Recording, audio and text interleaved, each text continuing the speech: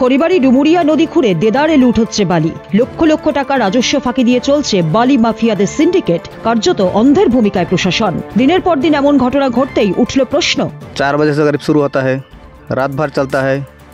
Tractor तो मोटा मोटी 80-100 है। इसके बाद में रात भर डंपर जीसीपी से पूरा लोडिंग होता है, रात भर चलता है। रास्ता घाट इतना ख़राब हो गया है कि बाइक गाड़ी चलना मुश्किल हो गया है। तो ये सब चीज़ को के लिए हम लोग कितना बार हम लोग बोले भी हैं, लेकिन अभी तक चलता ही जा रहा है, बंद नहीं हो रहा है। सोनाक्षी मसला कोथाय?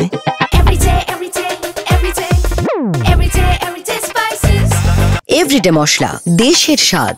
रामकृष्ण आईवीएफ सेंटर, मा हওয়ার স্বপ্ন পূরণ।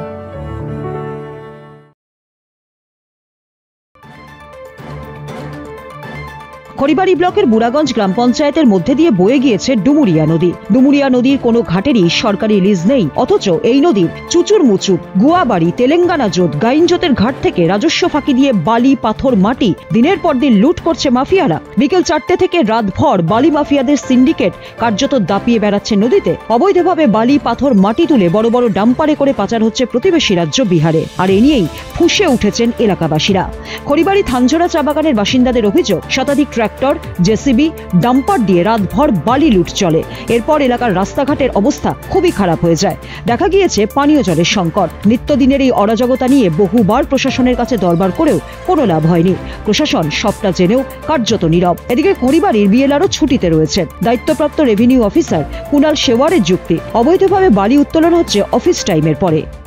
যে রকম কমপ্লেন্ট আসছে আজকে আমরা দেখলাম, তো আমরা ম্যাক্সিমাম হয়তো সকালে করছে, অফিস আওয়ার্সে তো মানে এখন অবধিও ওনারা করে নেয়, আর অফিস আওয়ার্স পরে ওনারা করতেছে। তো এই নিয়ে আমরা কি করব, কি ধরুন পুলিশকে জানিয়ে একটা টিম ফরমেশনটা করিয়ে আমরা হয়তো ওখানে একবার রেড করব, একবার না আমরা মানে ওখানে দেখব, আমাদের নজরে আসছে তো আমরা মানে ওখানে ধরতেই হবে ওনাদেরকে। কারণ হলো গভর্নমেন্টের একটু মানে লস হইতেছে, সে শুধু না মানে ওখানকার যে যারা পাবলিকদেররা আছে ওনাদেরও অসুবিধা হচ্ছে এই নিয়ে। বিজেপির শিলিগুড়ি সাংগঠনিক জেলার কার্যকরী কমিটির সদস্য কল্যাণ প্রসাদের দাবি, শাসক দল এবং প্রশাসন একযোগে লুঠের ব্যবসা শুরু করেছে।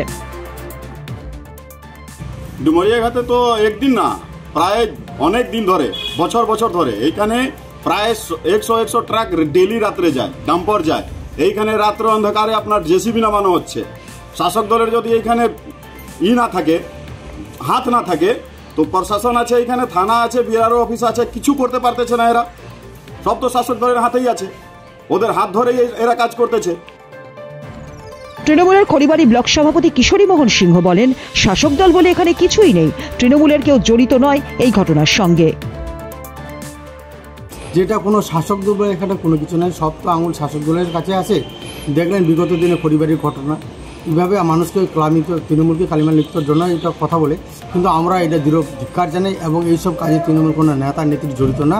এবং প্রশাসনের সাথে কথা হচ্ছে, ওনারা আজকে থেকে আমরা যত তাড়াতাড়ি সেটা বন্ধ করার ব্যবস্থা করাচ্ছি।